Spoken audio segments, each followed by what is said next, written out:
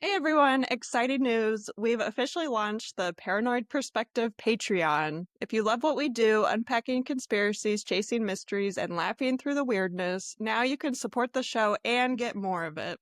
So, for as little as $5 a month, you will get exclusive access and extra perks to the episode. Sarah, what do we get with tier one?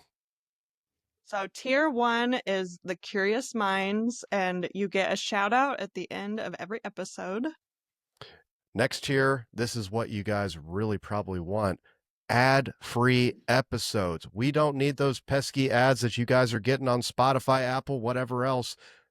You will get all episodes ad-free along with what else, Sarah? You'll also get it ahead of time. So before the episode releases for that week, it'll be available for you to watch or listen. So if you guys are interested, check in the show notes down below, or you can head to patreon.com/ the Paranoid Perspective Podcast.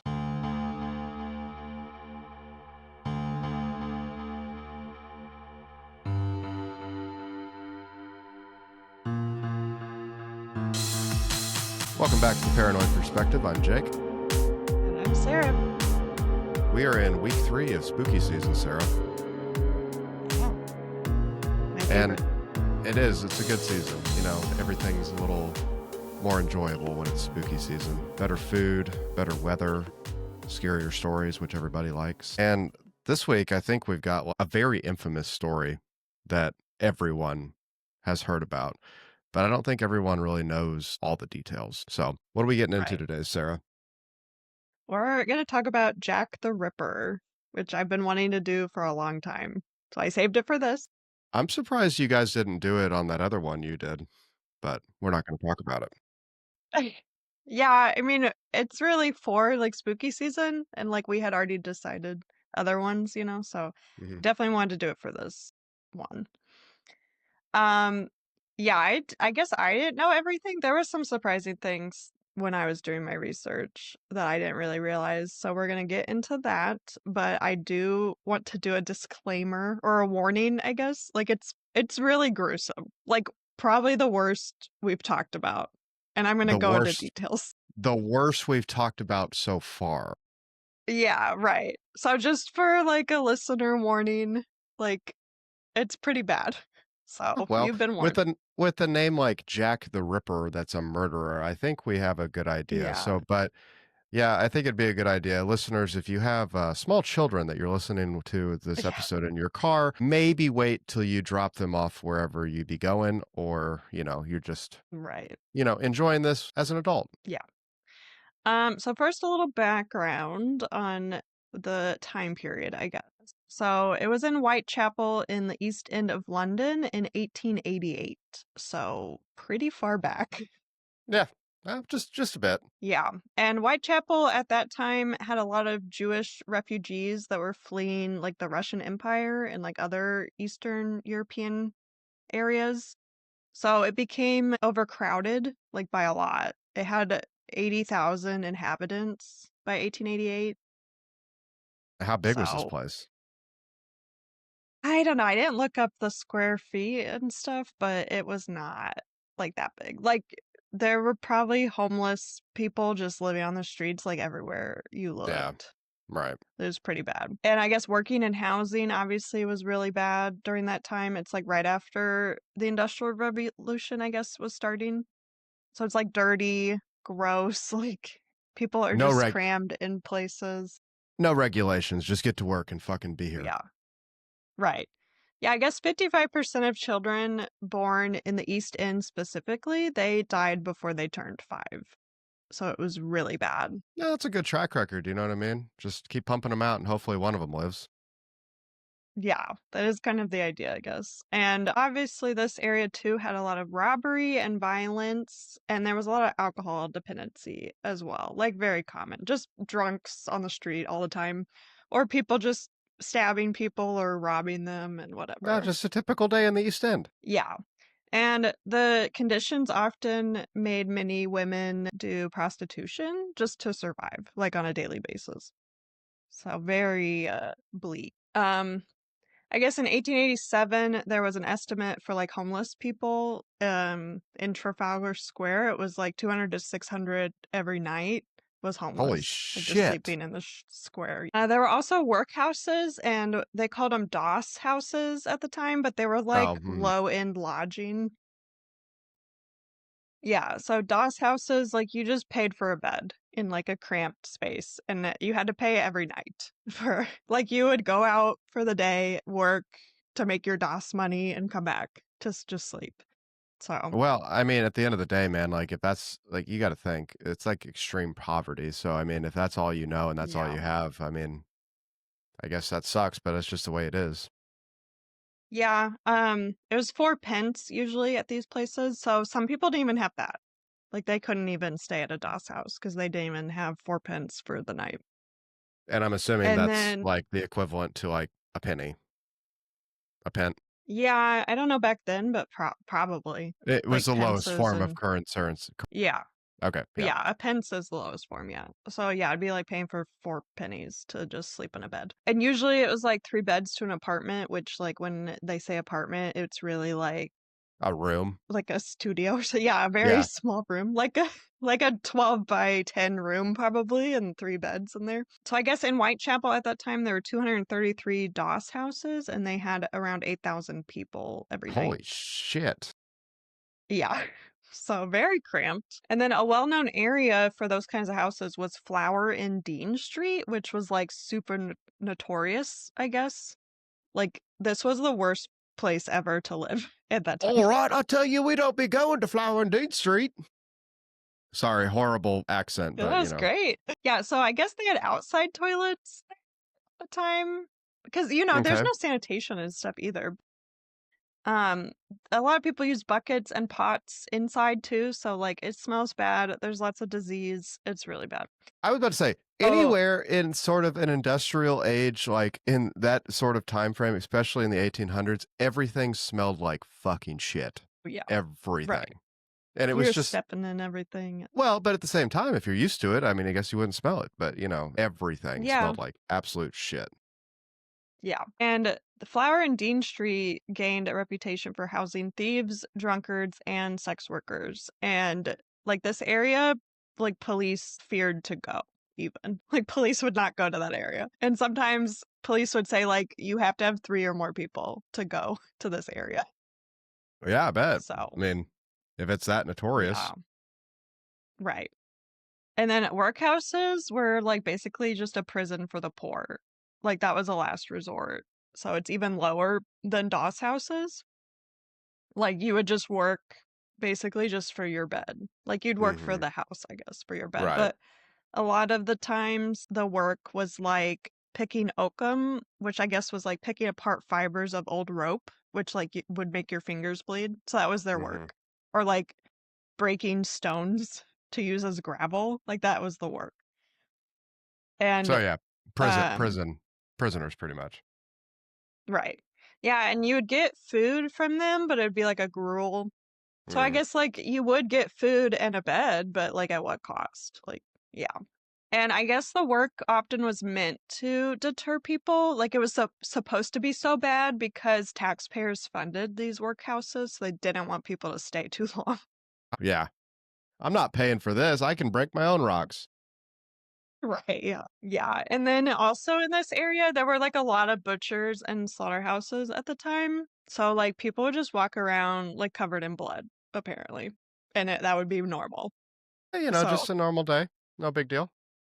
yeah, because like, sometimes you hear about Jack the Ripper, and it's like, "How the hell did you not find this guy, like, covered in blood?" But it's like, everyone's covered in blood, apparently, so it was a normal sight, I guess. All right, just a normal Tuesday.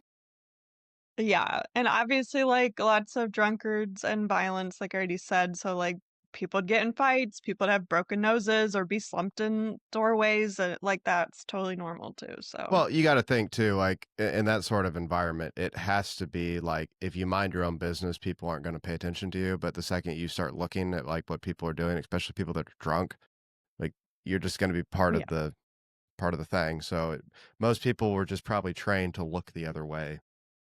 right. Yeah, just don't cause any problems and just don't pay attention to Hmm. what's going on. And you're just trying to survive day to day, so why would you get involved in other stuff? Also, like, at the time, obviously there's no electricity. Like, maybe some people forget that or something, but like they don't have any electricity. They had these gas lamps that are like very dim. And sometimes people said the gas lamps like threw more shadows than was helping. Like it was worse maybe to Yeah. have the gas lamps. Yeah, I mean, So obviously, you're yeah. talking gas candle lamps, you're talking candles, you're talking uh, like and that the amount of like soot that those things produce, like the glass that kind of surrounds Yeah. them, it's gonna, you're gonna have to clean them all the time. So that probably makes sense why they were shadowy, so to speak. Right.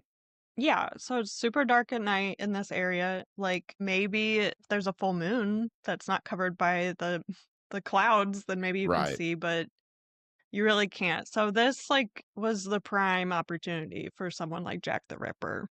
Yep, just getting to killing. Yeah. I mean, I'm kind of surprised more people weren't killed at the time, but Maybe there were. maybe, yeah. So between 1888 and 1891, I guess there were 11 murders in Whitechapel. I mean, I think there should be more. Maybe people didn't find people or something, but Yeah. only 5 of these, though, are like definitely attributed to Jack the Ripper. Yeah, but how much investigation actually happens if the police are even scared to go there? Well, yeah, It's right. got to be way more. Way I more. know, only 5. I thought there were more, but it's called the canonical 5. So these are like the official 5.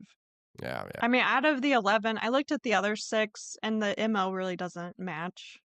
So I'm not really going to talk about that because it doesn't have the slash throat or anything, Mhm. but we're going to talk about the canonical 5.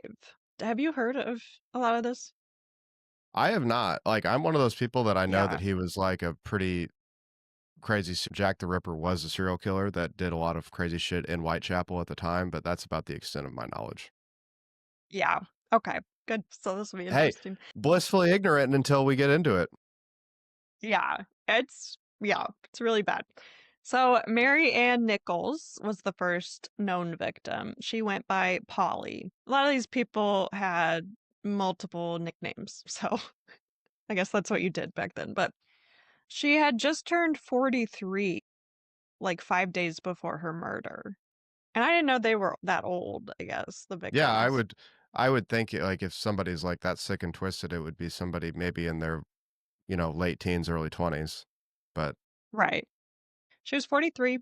Also, like, I don't know if you, like, I think that's common to say they were all prostitutes, but according to one of the books I read, at least, like, only 2 of them were for sure engaging in prostitution. Like, the other ones probably weren't. well, and it's easy to assume and Or if yeah, they're living in that area, it's easy to assume that. right.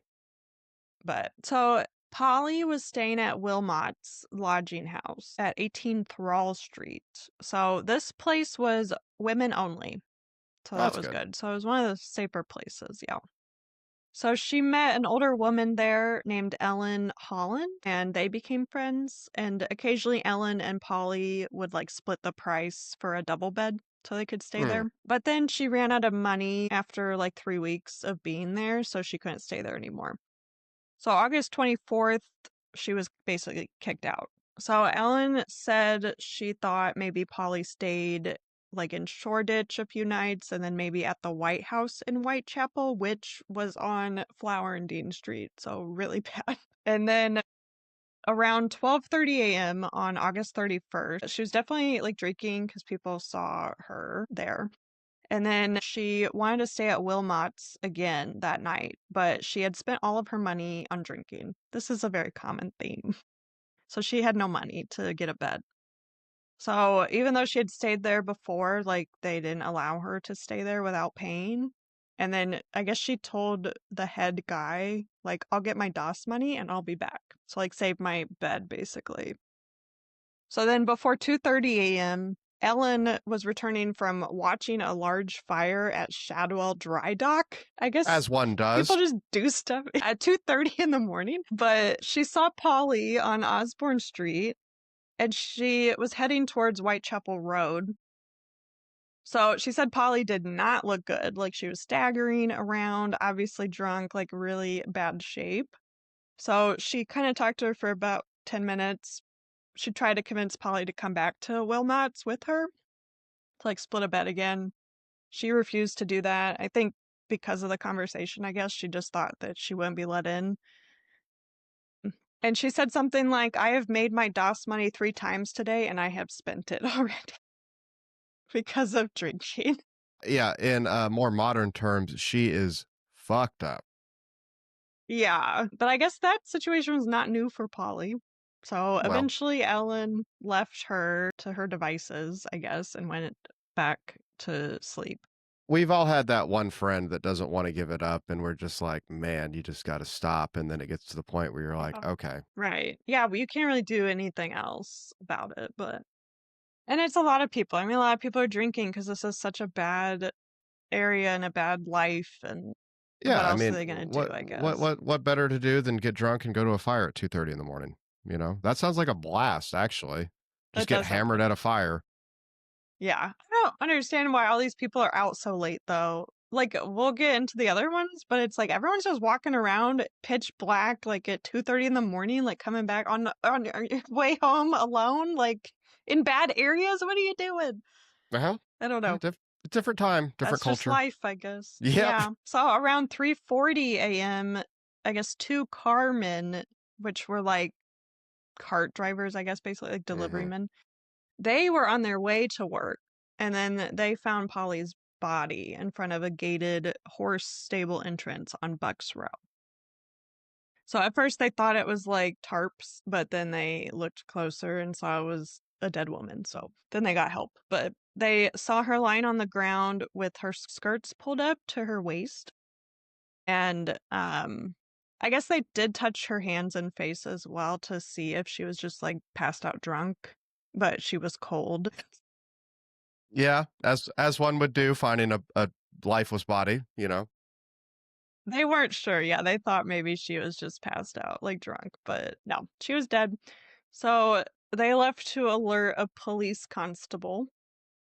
So later, And police that constable constable, was like, "Hang on, let me get 3 people before I come up in this motherfucker." well, I guess when they left, a different police constable, John Neal, was passing through already on his nightly routine and he saw her as well. So then he was already there at the Mm. scene. And then the cartmen brought like another guy back too. So there were two there. So her throat had been deeply severed in 2 locations and it almost decapitated her. Her lower abdomen was partially ripped open by a deep wound as well. And I guess there was some discoloration of her face and like swelling of the tongue, so they thought maybe she was strangled before her throat was cut, but that's not definitive, I guess. And there are also several incisions in her abdomen for some reason. Just practicing, I guess. Yeah, you got to hone your craft. You know, you're not gonna get it perfect on the Yeah. first one. So they did get a doctor to arrive, I guess, on scene, and he said her time of death was less than 30 minutes from the time she had been found. So I guess around 3 a.m. I don't know how he determined that. All right, looks like about 30 minutes. Like that's probably 30 what it minutes before was. she It was was found. Well, well, because he probably didn't show up for like an hour or something. but yeah, how the fuck are you gonna know that? I don't know. I don't know. And then he also said the murder weapon was probably a 6 to 8 inch long knife, and that was similar to a shoemaker's knife or a slaughterhouse knife, I guess. So we're kind Either of a thinking, cobbler or a meat cutter. yeah, one of those. Definitely not a leather worker, I guess. Definitely not. We know that for certain. Yeah. And also at the time of the murder, it was under a window of a house where like 2 women were living, and apparently one was awake during the time of the murder, and she didn't hear anything, like literally nothing. Not my So that's business is weird. what she was getting at. I guess, yeah. Did she really not hear anything? Or also, why is she up to like 3 in the morning? I You just got to can't think. sleep. I don't know. Yeah, you got to think. You know, you're just contemplating your life, and all you do is go to fires, get drunk, and stay awake all night. Walk through dark alleyways. Yeah, right. And you 'Twas can't the light a time. candle either. You just gotta sit and stare at the dark ceiling because you can't afford the wax for the candles. Right. I don't know. But they were saying, like, for her not to hear anything, then the killer was probably really fast and efficient, like cutting her windpipe right away, I guess, is the idea. But still, you'd think you'd hear something if her Yeah. abdomen was ripped open. Well, I mean, I'm assuming he slit her throat before Yeah, anything happened. So, I mean, at that point, you just see some dude, like you said, the Cartman thought that it was like tarps. You see some dude ruffling through yeah. like garbage on the street. That's probably what you're gonna think he's doing. I guess that's true. You know, Yeah, that's fair. he had a hard day at the butcher's shop, and he's got blood all over him, and he's just trying to find something to wipe off his fucking hands. Sarah, That's God, true. give Yeah, the man the benefit of the right. doubt. He's just a hard worker, Yeah, working until 3 in the morning. yeah. So yeah, right away with this one, the media and police like kind of assumed she was a prostitute just because of the area, I guess, like we said. So they kind of latched on to like she's a prostitute, even though there's debate if she actually was or not. I think she was like more of a seller of wares, like ribbons and crochet and but I mean she could have also engaged in prostitution just like a lot of women did to survive, but yeah, so that's the first one. So, I mean, it's a dead woman, but there's not a lot of fear yet. Well, you got it. Like you said, you're in a shitty It's area. the People first one. probably die there all the time. So, Right. Yeah. So the second one was Annie Chapman, and she was 47 at the time. So also 40s. On the night of September 7th, Annie was trying to stay at Crossingham's lodging house, I guess. She showed up in the afternoon saying she didn't feel well and had been to the infirmary, so she just asked if she could sit downstairs in the kitchen. So I guess they allowed her to do that, but they're like, you can't sleep here, but you can sit here and just at the table.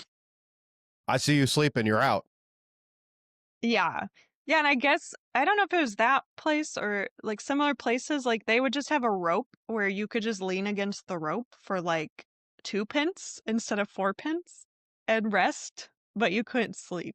My good sir, may I interest you on our money saving leaning rope instead of a bed? Right. Yeah, but you can't sleep, but you can lean and relax. I'd find a But I wall. guess right, yeah. Set up a hammock or something. I don't know. So she did sit downstairs for a while and then she left early evening. I guess she maybe felt a little bit better. It's people are thinking she was suffering from either syphilis or tuberculosis at the time. So she was like definitely ill already and probably going to die from that like sooner than later. But then she was back in the kitchen around midnight and she was apparently able to get 5 pence from her siblings, like begging her siblings for help. Mm, And that could have paid for a bed, but instead she drank. She spent it on drink. as one does. Yeah. So she asked a fellow lodger, William Stevens, for him to fetch her a pint of beer from a pub across the street. So he did do that, and they drank together in the kitchen here. And then she ended up going to the Britannia, which is a pub on Dorset and Commercial Street, like the corner. And then she returned again to the Crossingham's kitchen, like later that night, and ate potatoes, I guess. Maybe for free, I'm not sure. So around 1:45 a.m., the kitchen ended up clearing out everyone who could not pay for bed, which was her, because she spent all her money. So she did like plead with the head of the lodge, Tim Donovan, because she was a usual there, and sometimes they would allow you to like pay the next day or something for that Sure. night. But he refused to do that. And he said, you can find money for your beer, but you can't find money for your bed, Valid point. which is true. Yeah. Valid point. Oh, yeah. So she replied with a sigh and she said, keep my bed for me. I shan't be long. And then she left and she never came back. A witness had reported seeing her talking with a man outside 29 Hanbury Street in Spitalfields, which is also a bad area, at 5:30 a.m. the day of her murder. Dang, she's just So I going all guess, day and all night. yeah, yeah. Albert Kadosh, I guess that's how you say his name. That's how I'm gonna say it. I like that. Kadosh. Kadosh. Yeah. He lived at 27 Hanbury Street, and he reported hearing a woman like in the backyard just say no, like kind of scream no, and then followed by what sounded like a body falling against the fence, but he didn't look obviously what was happening. Once again, not my business. Yeah. So 20 minutes after that, she was found. So she had been 20 mutilated. minutes? Yeah, 20 minutes Holy after. shit. Right. Yeah. It's like incredibly fast that she was just like mutilated and whatever, murdered. I guess a Carter John Davis found her at 29 Hanbury Street. So where the witness had seen her. So like literally the witness had seen her probably maybe an hour before or something, or like right before too. And then this guy heard no, and then she's dead. And possibly seen the killer. Right. Yeah. It just said with a man. I don't think there was a good description for that. So her throat had been cut, like similar to Polly, and it had been cut twice, I guess, like back and forth. And it was also almost a decapitation because it was so deep. And then her abdomen was also ripped open, and then her intestines were torn out but still attached to her and had been placed over her right shoulder. So just like a Just little like scarf. a little satchel. Yeah. And then a later autopsy revealed that the killer had removed her uterus and like appendages with it, like the whole Mhm. uterus basically, and then parts of her vagina and parts of her bladder as well. So, So, I have heard that aspect of, taking the female anatomy with him, but I haven't heard anything about the bladder. That's kinda weird. And I never yeah, I knew guess it about was just the part of her bladder. well, okay, so it might have been, like, trying to get to what he was trying to get and possibly took part of that, you know what I mean? Yeah. But why the intestines over the shoulder? To, like, get him out of the way, probably? That's probably what it was, actually. Yeah, maybe to, yeah, because I don't know anatomy, but No, don't you have yeah, to that kind of that would scoosh it up that or whatever? that would definitely be, like, my first thought would be to get him out of the way so he could see what he was doing. Right. But in like 20 minutes, he did all this, or Knows what like he's less looking than for. 20 minutes, I guess. Yeah. Um, so I guess her organs had been taken out in one like clean swipe, apparently. So a lot of people say he clearly had anatomy knowledge, if Yeah, not like for a sure. doctor or something. And I guess the intestines are attached to like the back of the abdomen wall Mhm. by like the mesentery, I guess is what it's called. So he had cut that cleanly to like detach the intestines. Like it wasn't like he just slashed and Right. opened the intestines or It was anything. very surgically done. Yeah, right. Hastily, but So, surgically. yeah. And it was like he did this in the dark almost, like complete dark. He just Not does it by complete probably, but he just does it by touch, you know what I mean? You can feel it and you know where to go. He's just right. that good. So he's done that so many times Well, before. could be. Yeah. So the next one was the double event. Two murders in one night on September 30th. So the first was Elizabeth Stride, and she was 45, so still 40s. About 2 years before her death, she became increasingly disorderly. Like, she was dependent on alcohol, of course, like everyone else, I guess. But she also had syphilis, and people said that was probably affecting her brain and For nervous sure. system and, like, changing her personality. Yeah, it I makes you guess go she fucking was crazy. right.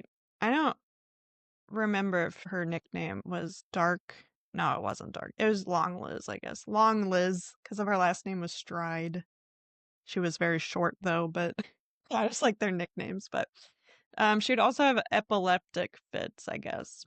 Oh, okay. She was a scam artist. She was most likely not a prostitute because she was too busy scamming. Well, she probably used that as a front possibly to get her scams done. Lure the men Yeah. in with the yeah. Well, there was also, I guess, a disaster where a boat called the Princess Alice had collided with the SS Bywell Castle on the River Thames in 1878. And like 600 to 700 people died in that. Like it was a Holy huge shit. disaster. Yeah. Yeah. And she claimed she was a survivor of that, even though she was not, to get money.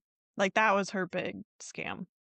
And she said, like, had a husband, my husband died in the accident too, and I had 9 kids and 2 of them died, so now I have 7 kids, but she never had kids with her.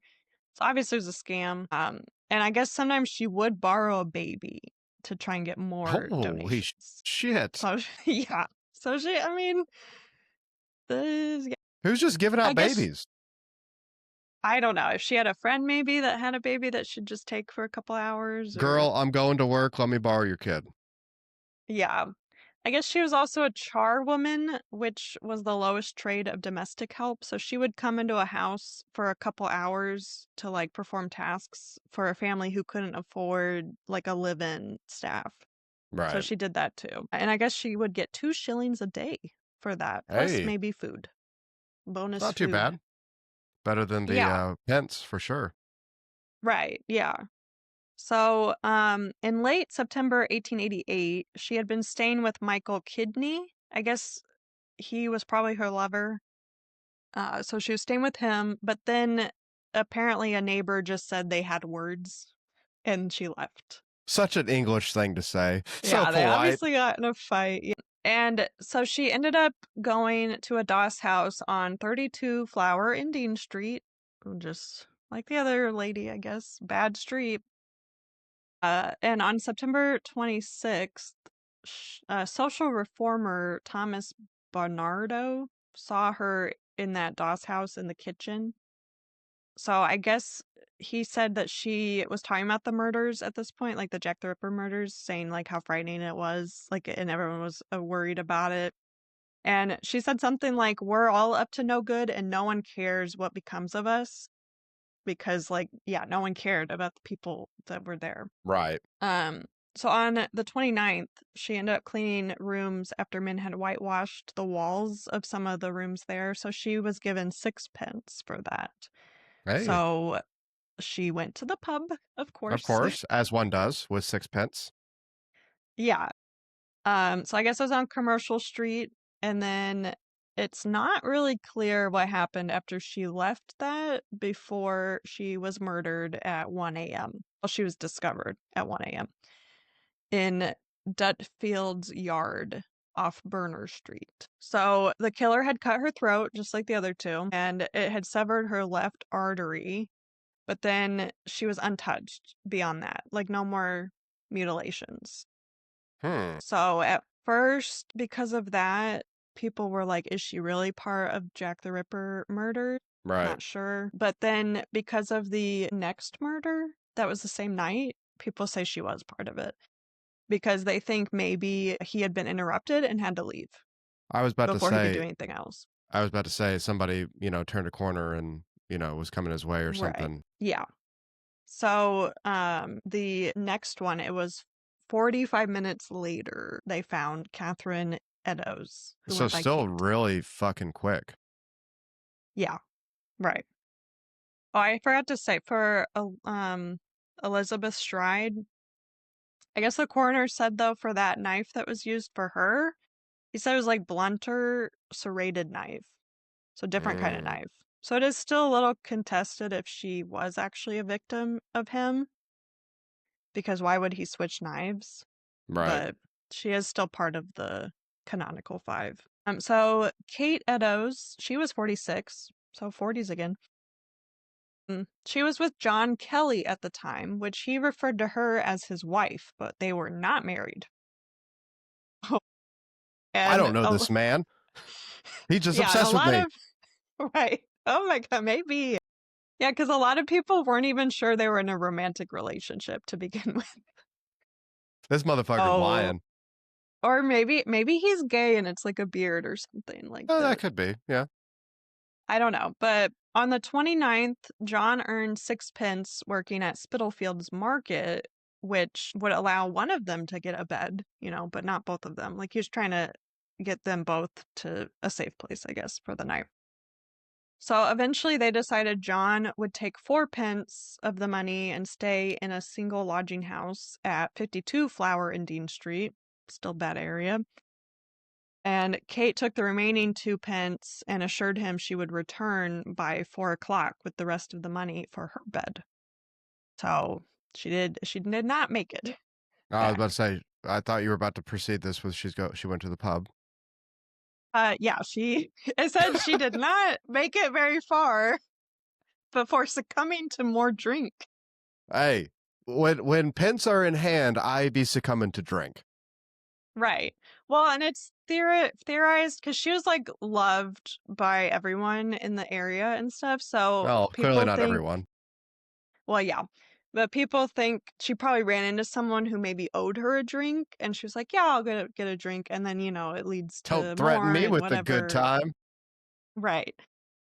So at 8:30 p.m., she was found babbling incoherently against a wall at 29 Aldgate High Street.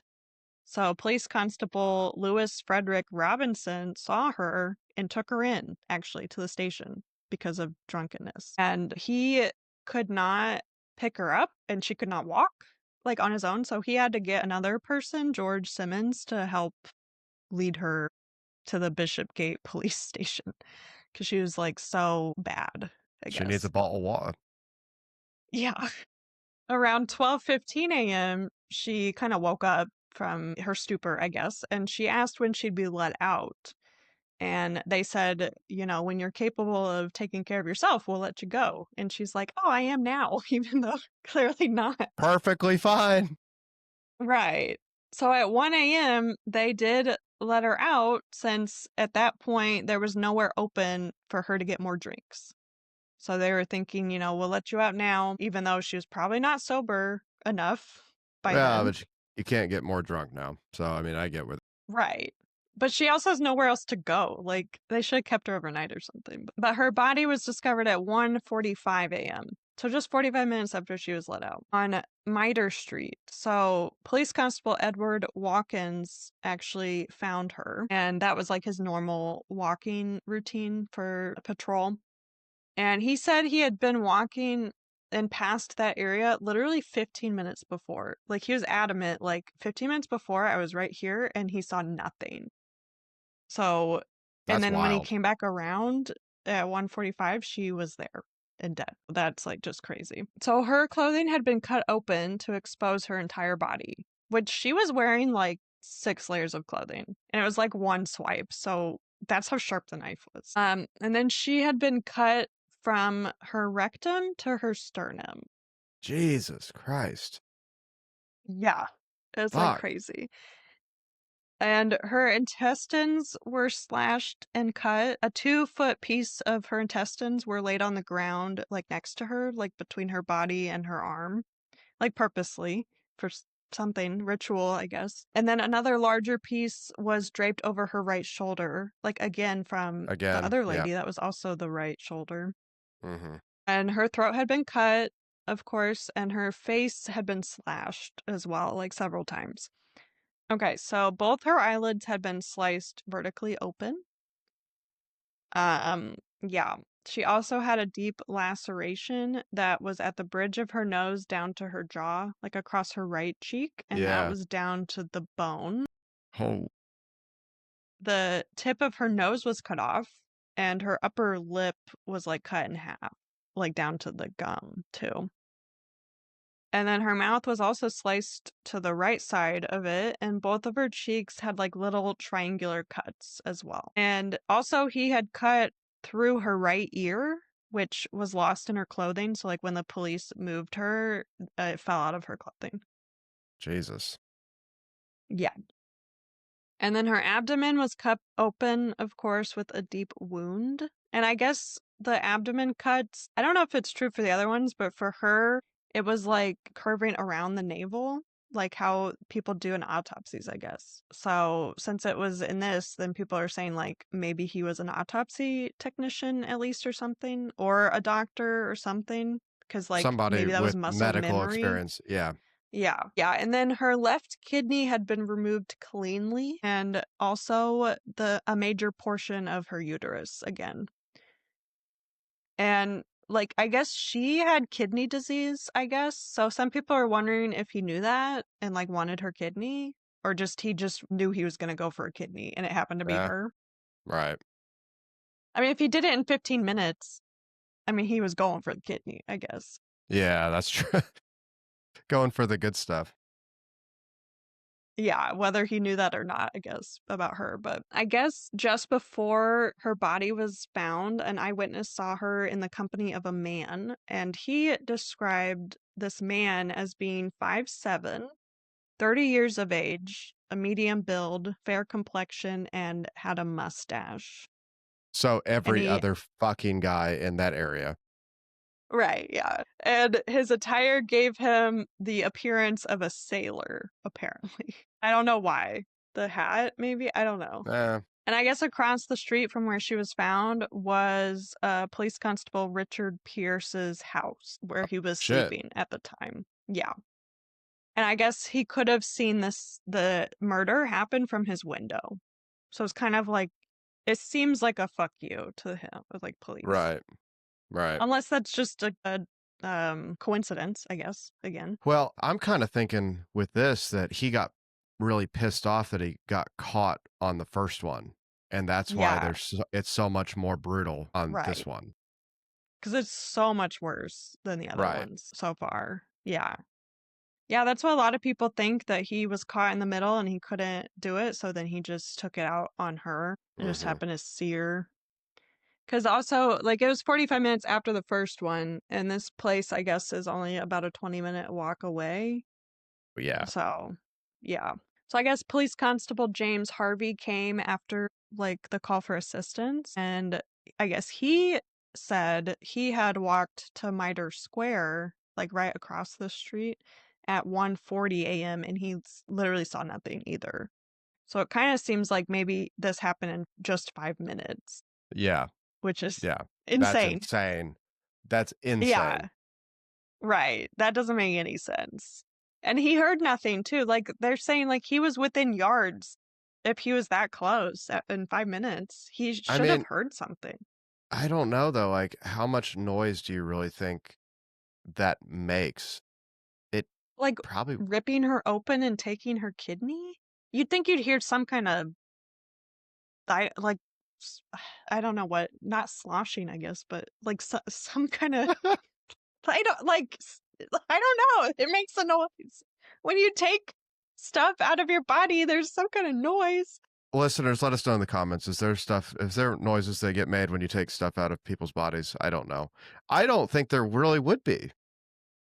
I mean, it depends what, but like to get her kidney, because he went from the front, like you got to go in the back, like back towards the back. So you'd think you'd hear something Well, yeah, squishing but or I so. mean, I don't, if he cut her all the way open like it's described, like it would be probably pretty easy to access it. I think you still have to move stuff around to get to the kidney because it's behind Well, stuff. yeah, And he he gave her opened the her good old from the front, intestines sash, you know, and right? You'd think moved you'd hear everything out of the that, the way. plop of intestines I under her mean, shoulder, like you're probably right on that. The intestines probably would be plopping. So I unless don't you know. just so quietly place. But then how do you do all that in 5 minutes if you're trying to be quiet too? He's an I expert don't and a know. professional, Sarah. Yeah, just seems like crazy. I guess down the alley nearby from where they found her, they found a leather apron with blood on it. So there's some speculation of did that belong to him or did it just happen to be there because there's leather workers and blood's everywhere? Or did he use it to clean off his knife? Yeah. Also, down that alley, I guess in chalk on the wall was like a graffiti, like writing. And it said something like, the Jews will not be blamed for nothing. So they're not Like, sure if that connects to her, like to that, or just someone, I don't know. So well, I mean, maybe that'd he be was hard. Jewish. Maybe, but I Yeah. mean, you said there were a lot of immigrants and refugees, Yeah. so there was Right. probably some animosity from the entire community. Yeah. Yeah, I was very anti-Jew at that time, like Yeah, anti-Semitic. Yeah. So, and like if Jack did write that, he could have been writing it just to throw off the police too, like it not sure. necessarily. Yeah. But I guess the guy in charge, I forget his name, Sir Charles Warren, actually, I remember his name. I guess he did not allow them to photograph that because like they were saying let's wait for the light to come up and photograph this to like have the handwriting and stuff. And he was like, no, no one can see this writing because that's going to cause so much whatever. And he erased it himself, I guess, before they could have enough Oh, light to photograph it. that's a good cop. Let's just destroy evidence of a crime scene. Yeah, no big deal. Right. Yeah. So not very good about that. Okay, so at this point, a pattern was emerging because the first victim was killed August 31st, and then second one was September 8th, and then September 30th was this double event. So then people were saying he would attack around the 8th of October. So it was very scary at the time. And then nothing happened in October. It was false alarm. Everything was quiet. So a whole month of nothing happening and people were letting their guard down, I guess. Well, I was about to say, if he's part of the community, he's obviously hearing all of this. Why? And he's probably getting satisfaction out of hearing people talk about his work. Right. The last victim of the ones that's for sure attributed to Jack was Mary Jane Kelly on November 9th, 1888. So it did follow the pattern of the around 8th, but was a month delayed. And some people think it was delayed because that day, I guess, was Lord Mayor's Day in London. So there would be Mm, extra police yep. there, and then he could do this. And other people also, this was like the most brutal. So people are thinking he didn't want to do it in October and maybe get caught before he could do this, I guess, or Right. something. So Mary Jane, she also went by Marie Jeanette, I guess, Jeanette, because she loved France and she wanted to sound more French.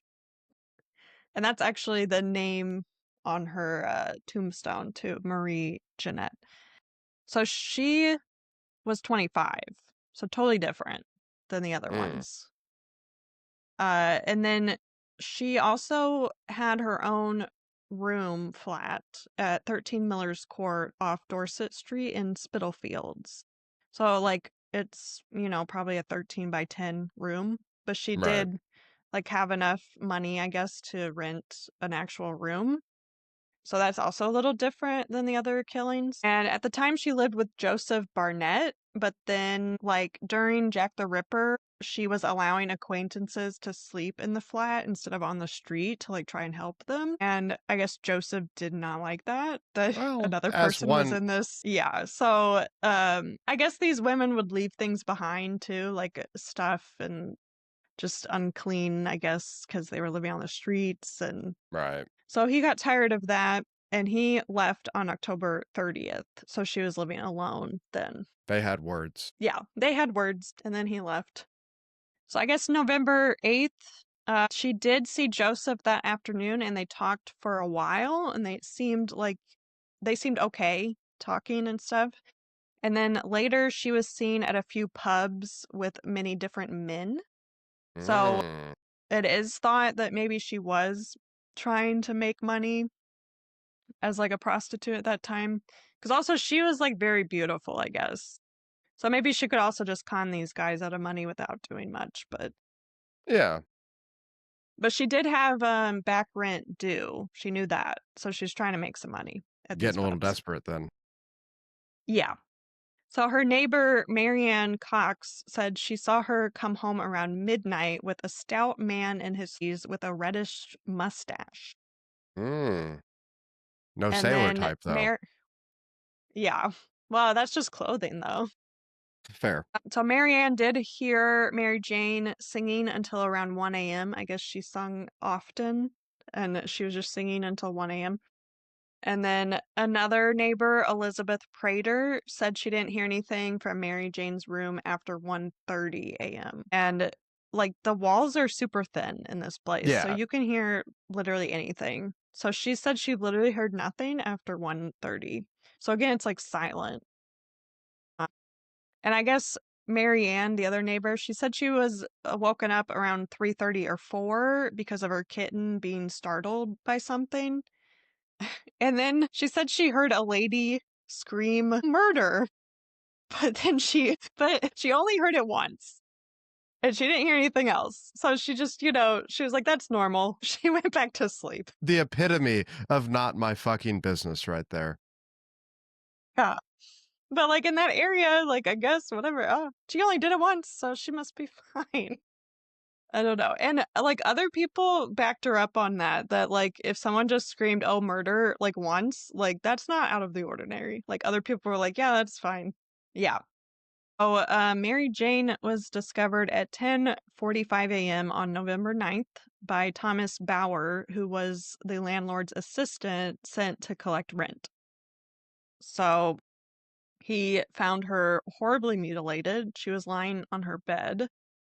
So her entire abdominal cavity had been emptied out. Her breasts were cut off, with one being placed under her head and the other by her feet. And her liver was also placed by her feet. And then her legs were placed like wide open and knees bent at extreme angles. And her thighs were completely gone, like the muscles and everything. Jesus Christ.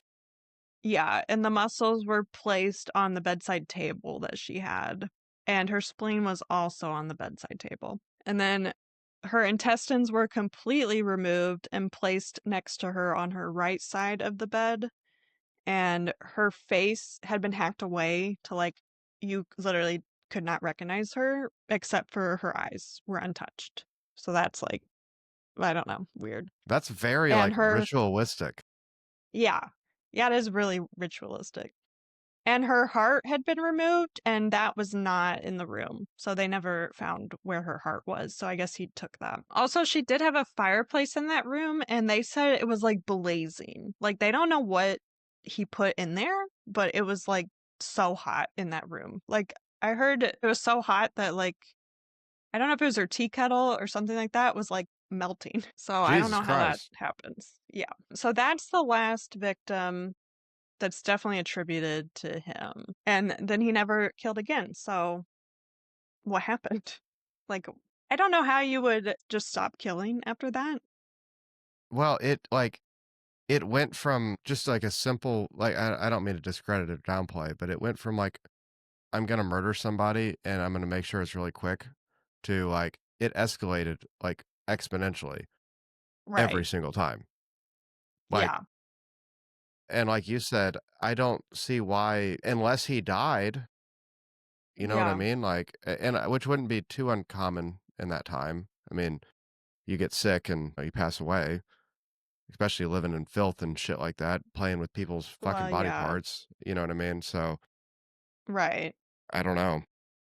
Yeah, and other people do think maybe he could have been institutionalized as well for like Mm, insanity, and that's why he yeah, stopped. But yeah, you don't really know. I mean, I don't think you could just stop and live a normal life after that. I don't think so either. So, There's obviously some deep-seated hatred he had for women, so that wouldn't have just gone away. right. So then, I don't know. How long do you want to go? Because I'm only like halfway, maybe. Go as long as you want. All right. I just don't really want to make it two parts, but it shouldn't be that long more. So there were letters, I guess. Did you know that? I didn't really know that. He Letters. sent in letters from Jack the Ripper. Really? No, I didn't know anything about this. Apparently. Allegedly, yeah. Yeah. Yeah. So there are three letters that people talk about, and there's like other letters after that, but people are pretty sure those were hoaxes for sure. But the first letter is called the Dear Boss letter, and it was received on September 27th at the Central News Agency, which is a little Mm. weird that you'd send it there. But so this would have been after the first two victims. So it said, Dear Boss, I keep on hearing the police have caught me, but they won't fix me just yet. I have laughed when they look so clever and talk about being on the right track. That joke about Leather Apron gave me real fits. Am down. Leather Apron was a guy, a suspect, Mm. his nickname. But I am down on whores and I shan't quit ripping them till I do get buckled. Grand work the last job was. I gave the lady no time to squeal. How can they catch me now? I love my work and want to start again. You will soon hear of me with my funny little games. I saved some of the proper red stuff in a ginger beer bottle over the last job to write with, but it went thick like glue and I can't use it. Red ink is fit enough, I hope. Ha ha. The next job I do, I shall clip the lady's ears off and send to the police officers just for jolly, wouldn't you? Keep this letter back till I do a bit more work, then give it straight out. My knife's so nice and sharp, I want to get to work right away if I get a chance. Good luck. Yours truly, Jack the Ripper. And he said, don't mind me giving the trade name. P.S. wasn't good enough to post this before I got all the red ink off my hands. Curse it, no luck yet. They say I'm a doctor now, ha ha. Because I guess there was like blood on the letter, too. I don't know. A lot of people think this is a hoax now because it was the news agency. Like, people are saying the news wrote it just to Yeah. get sensationalism. Yeah. But the only thing is, since it said I shall clip the lady's ears off, and that he And that did, hadn't happened yet. Yeah. right. But I think this was posted in the news before the double event, I think. So he could have read it and mimicked it just to make it seem True. like it was real. Yeah. Yeah, so the next one was a postcard, and this is known as the Saucy Jack postcard, Ooh, which, everybody loves Saucy Jack. yeah. So this was received on October 1st, also to the Central News Agency, and the handwriting similar to the Dear Boss letter. So it says, I was not codding dear old boss when I gave you the tip. You'll hear about Saucy Jackie's work tomorrow, double event. This time, number one squealed a bit, couldn't finish straight off. Ha, not the time to get ears for police. Thanks for keeping last letter back till I got to work again, Jack the Ripper. But some people are saying, like, because they were killed on the 30th, Yeah. so someone could have heard about that and, like, the details and wrote this, in time. Because I Right. feel like this is, like, too jokey. Yeah, I was gonna say the last one sounds like an actual like insane person writing and like Yeah, admiring what they're doing. This one seems right. like some punk kid that saw an article and was like, Mm. "Oh, Saucy Jack, like, ooh, we're Right, gonna, yeah, Saucy Jack's that doesn't yeah. sound anything similar to the last or the first letter. Yeah. So the next one is the From Hell letter, which I feel like this is true. But this was on October 16th. So George Lusk, he was the president of the Whitechapel Vigilance Committee, which is basically like a neighborhood committee of like men to try and Yeah. keep the area safe because the police Mm-hmm. suck. So Right. so he got this. I feel like that makes sense to give it to him. Mm-hmm. And he received a 3-inch square box in the mail. So there was half of a human kidney preserved in wine in this box, plus the letter. Hmm? So it said, From Hell, Mr. Lusk. Well, also is written terribly, so I'll try to my best to read it. But it said, Okay. I sent bloody knife that took it out if you only wait a while longer. Signed, Catch Me When You Can, Mr. Lusk. It's a very different vibe. Yeah, like the first one and that like kind of give me the same idea. You know what I mean? Of somebody that's fucking nuts that is just Mm, using this as a game that he's playing and just freaking people out. The second one, the postcard doesn't seem very legit to me at yeah, all. yeah. I don't even know if the first one really seems that legit to me, but Well, because of the the, ha-has and the only reason why I say that is because it's showing like a level of insanity that I think you would mm, have to be doing stuff like this. You know what I mean? yeah. Yeah, that's fair. Yeah, so like I said, well, also because it came with a kidney. So people are saying this was probably real because a doctor did look at the kidney and he said it seemed, well, they said they couldn't say for sure, I guess, but it seemed to match Kate Edo's kidney when she got it taken out because it was the same side Mm, yeah. of the kidney. Well, and she had kidney disease. So like the Well, that's kidney right. Yeah. would have looked, yeah, it would have looked like shriveled and pale, I guess. So I don't know why they were like, we can't say for sure, but it matches her. It's like, Well, well, you it's got to not a think healthy though. kidney. Well, how many Yeah. people do you think had fucking healthy kidneys drinking all Well, their fucking, you that's know? true. That's true. Yeah, it could be other ones. I guess though too, I was listening to one lady's podcast, which she's an autopsy technician, so she like knows all this stuff. But she said the renal tubules on the kidney, I guess they're like 3 inches long. And from some evidence that she found about the kidney, like 2 inches had been left in Kate's body of that tube, and this kidney had another inch of it. So Oh, it okay. seemed to also match. Right. And also, the doctor said that the kidney had to have been put in the wine to preserve it within 2 hours of being taken out. So it wasn't like it was a medical student like playing a prank with a dead body's kidney. Like it had to have been fresh. So, okay. So yeah, the other letters I'm not gonna get into because I feel like there were 9 or something, but after a while, it's like these are all hoaxes. Right. I feel like. Right. So we can get into the suspects. Let's hear it. There's a lot. There, Bet. I think I did 10, but there's some that are like ridiculous, so I'm not gonna say. But some of these, a lot of them are ridiculous anyway, because they don't know anything back then. So first one was Severin Klosowski, which he later changed his name to George Chapman. So he moved to the UK from Poland sometime between 1887 and 1888, so shortly before the murders started. Mm-hmm. And later in 1903, he was found to be poisoning 3 of his wives, and he was sentenced to hanging. So he was already killing women, I guess. But Right. um, at the time of the Jack the Ripper murders, he was working as a barber in Whitechapel. So he was a prime suspect for a while. Mm-hmm. But obviously, they can't find evidence. Like, it's very different Well, back then to get anything. So they couldn't, like, actually sentence him or anything. But I guess at the time back then, barbers were often also surgeons, so he would have had some anatomy knowledge. Yeah, I don't I wonder why that is. I don't know because they're good with a knife, I guess. Well, sure, I but guess there's a that's big difference between shaving fucking facial hair and cutting hair than doing any look, sort of that's I don't surgery. know. That's what I found from my research. I also like I found the reason barbers have like the red and white stripes at the front is like mimicking back then because they were surgeons. They had like the white gauze and like bloody gauze.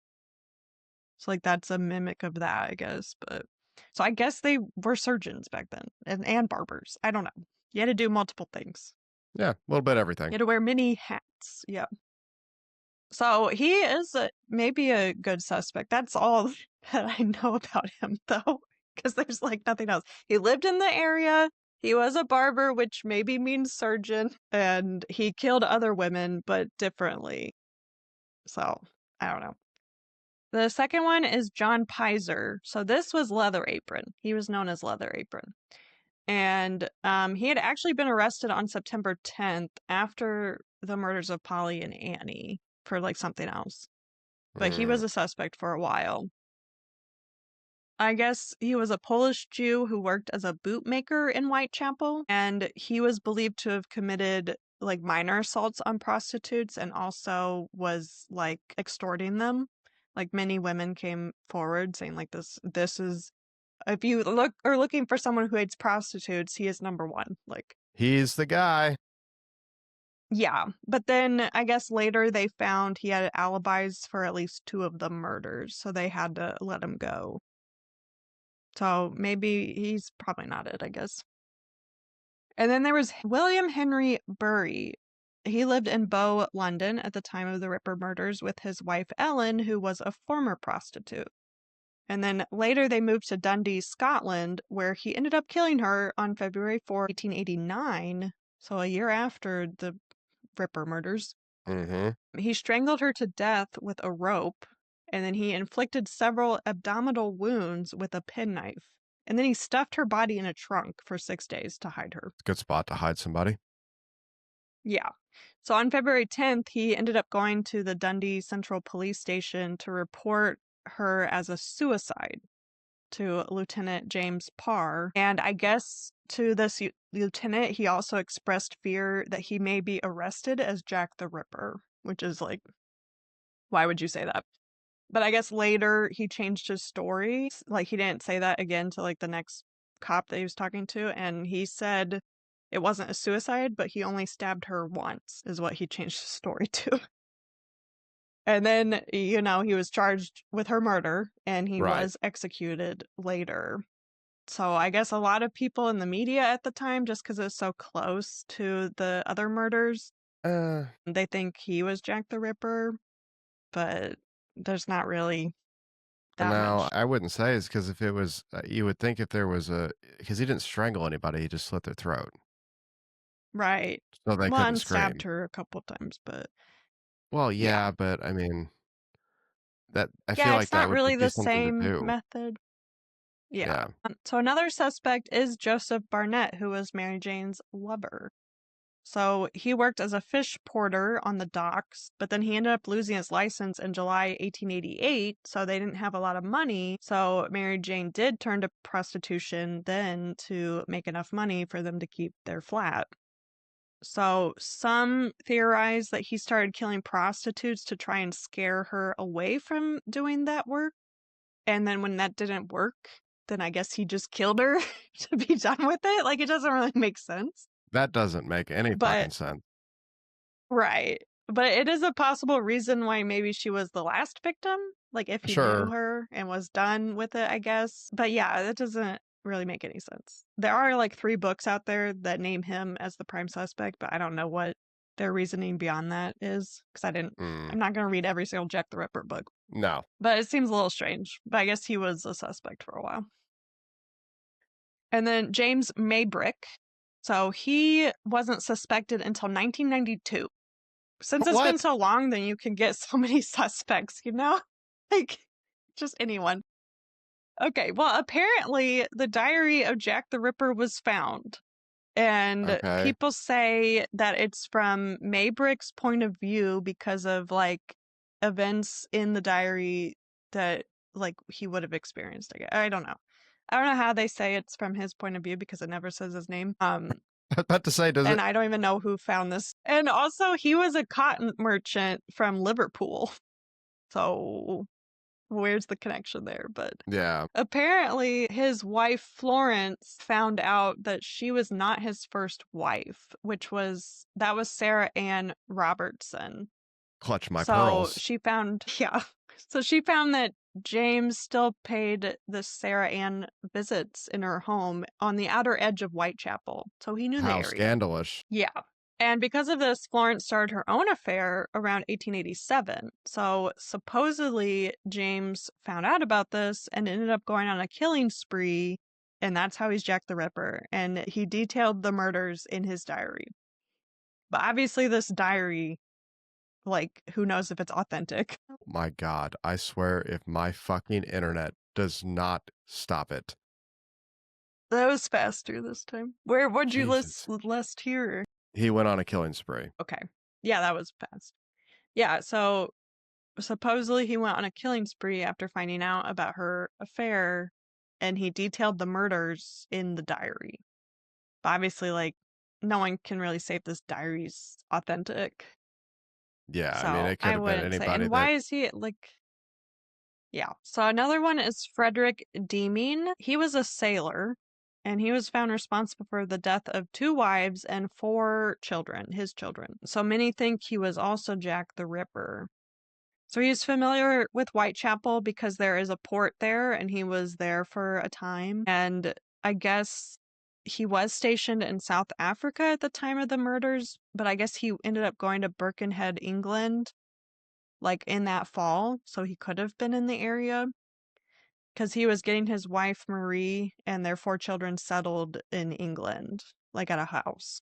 Oh, okay. And then, yeah, he returned from South Africa later and became entangled with another woman, Emily Mather. So, Entangled. yeah, entangled. So soon after that, neighbors started noticing they did not see Marie and the kids anymore. So they asked him about it, like, hey, where are they? And he said, oh, they left town. And then shortly after that, him and Mind your Emily went to Australia. Yeah. So after going to Australia, Emily was killed She was found with blunt force trauma to the head and a cut throat. And Fred was apprehended in Perth, and news ended up traveling to England, where they checked the Birkenhead house, and they found his wife and kids were dead under the kitchen floorboards too. So he Oh, killed all of them. how lovely. Yeah. So he became known as Mad Fred. And also they called him Jack the Ripper of the Southern Seas. Just like such a pirate. But then rumors spread that he confessed to the murder of Kate Eddowes and like his lawyer, and he denied it later. But I guess that started so people think he was Jack the Ripper. He did confess to contracting syphilis from a Whitechapel prostitute, and he did say he would have killed her if he had the chance. He could have been, I guess, but he Yeah. didn't have medical knowledge. He was a sailor. But the sailor clothes, the eyewitness talking to a sailor or whatever. What I'm seeing from a lot of these is like it like fits like one or two details. It doesn't fit Yeah, anything like close to right. all though. No. No, that's how investigating goes in the 80s. That's true. That's true. I guess on the final day of his trial, he did testify in his own defense. He wanted to testify, but then his uh, whatever, testimony, Testimony. that's the word when it's a noun. Yeah, his testimony devolved in a fit of rage where he accused women of being spreaders of disease. So he definitely hated women. He could have been, yeah. But he was executed by hanging on May 23rd, 1892. So if it was him, we're not going to get a confession. Well, we're not going to get a confession I was anyway about to because say we're not it going to get a was. confession from anybody. Yeah.